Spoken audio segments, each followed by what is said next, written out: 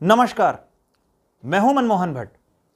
कई दिनों से हम खबर को पकड़ने की कोशिश कर रहे थे। भारतीय जनता पार्टी का जो शीर्ष नेतृत्व है, उसकी जो बैठकें हो रही हैं, उसका क्या मतलब है, इसे जानने समझने की कोशिश पूरे देश भर के पत्रकार कर रहे थे। हम भी उन्हीं में से एक हैं। हम ज्यादातर बात उत्तराखंड की करते हैं, आज भी उत्तराखंड की ही बात करेंगे। हमने अपनी पहली स्टोरी में बताया था कि कैसे मुख्यमंत्री पुष्कर सिंह धामी ने चार कैबिनेट मंत्रियों से बात की है, मुलाकातें की हैं, लंबी लंबी मुलाकातें की हैं। कैसे उन्होंने बीएल संतोष जो महामंत्री संगठन है उनसे बात की है।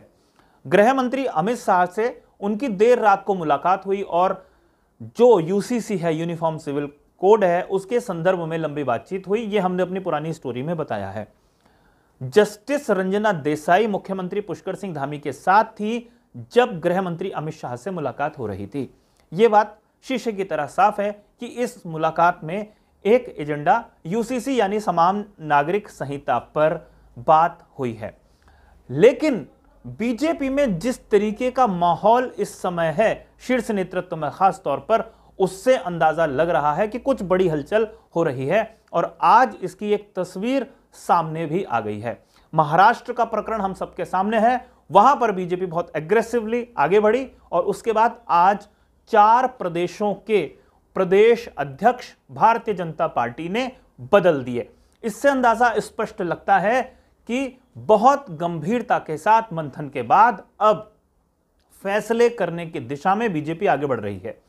मुख्यमंत्री पुष्कर सिंह धामी की आज महत्वपूर्ण मुलाकात प्रधानमंत्री नरेंद्र मोदी के साथ हुई है।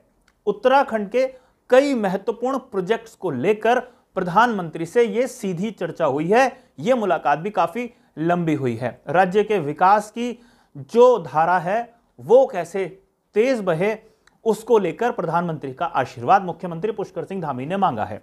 उत्तराखंड में इन्वेस्टर समिट होना है। उस समिट में प्रधानमंत्री मुख्य अतिथि होंगे। यह बात पहले भी स्पष्ट हो चुकी थी।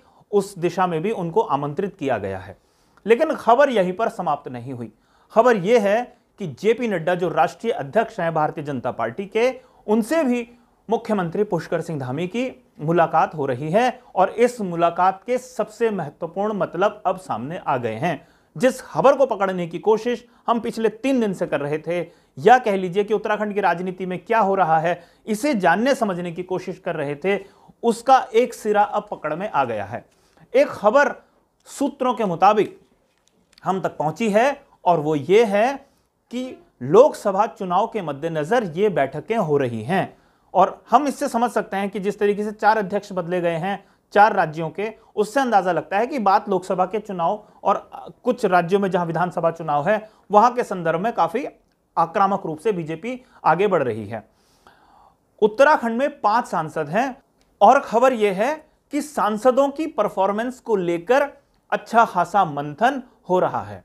हमने एक स्टोरी में यह भी बताया था कि कैसे मुख्यमंत्री से फीडबैक शीर्ष नेतृत्व ले रहा है सांसदों की क्या परफॉर्मेंस रही है और आज वो खबर थोड़ी सी पुष्ट होती हुई नजर आई है, जो हमें दिल्ली से सूत्र बताते हैं कि सांसदों की परफॉर्मेंस पर गंभीरता के साथ संगठन में चर्चा होनी शुरू हो गई है और यह बात शीशे की तरह साफ होती नजर आ रही है कि किसी भी सांसद का टिकट वर्तमान परिस्थिति में पक्का नहीं है।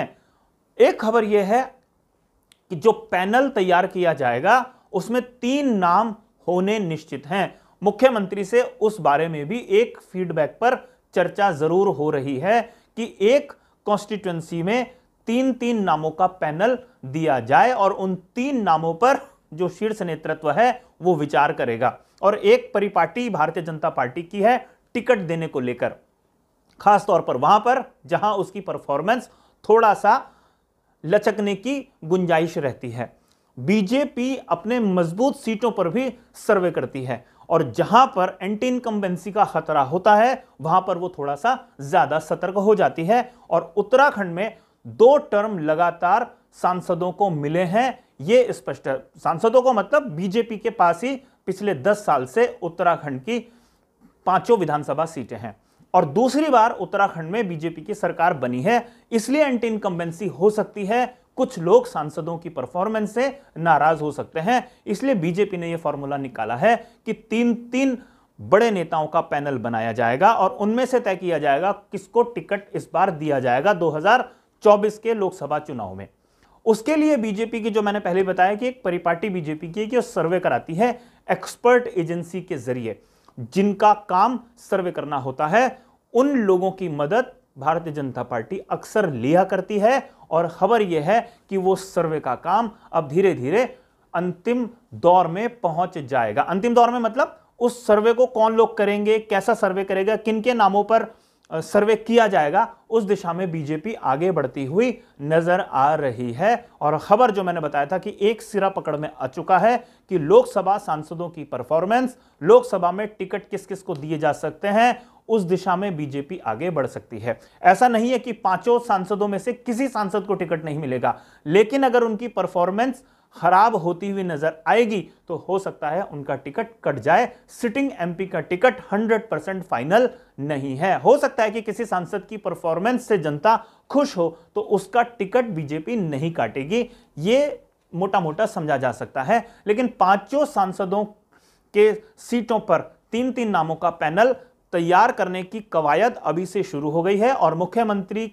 से फीडबैक पहले भी लिया गया था और आज औपचारिक रूप से चर्चा जो संगठन के लोग हैं, जो दूसरे वरिष्ठ पदाधिकारी हैं पार्टी के, उनसे लिया जा रहा, उनके सामने मुख्यमंत्री पुष्कर सिंह धामी अपनी बात कह रहे हैं। अब यह देखना काफी महत्वपूर्ण होगा कि जिस सिरे को पकड़ने की हमने कोशिश की है खबर की, वो वास्तविक रूप से कब औपचारिक रूप से हम सबके सामने आ पाती है। अभी इतनी जानकारी तो मिल गई है, मेल मुलाकातों में यूसीसी छाया हुआ है। निश्चित रूप से वो एक बड़ा एजेंडा भारतीय जनता पार्टी का है, लेकिन उस यूसीसी की मीटिंग के साथ साथ घंटों घंटों जब चर्चा होती है तो राजनीतिक चर्चा जरूर होती है। और अब वो बात समझ में आ गई है कि इस चर्चा के पीछे क्या उद्देश्य है। अब देखना यह होगा साथियों कि बीजेपी औपचारिक रूप से क्या फैसला लेती है, उसकी जानकारी मीडिया के जरिए आम आदमी को कैसे और कब तक उपलब्ध करा पाती है। अभी के लिए फिलहाल इतना ही। अगली रिपोर्ट में आपसे फिर मुलाकात होगी, तब तक इजाजत दीजिए। नमस्कार।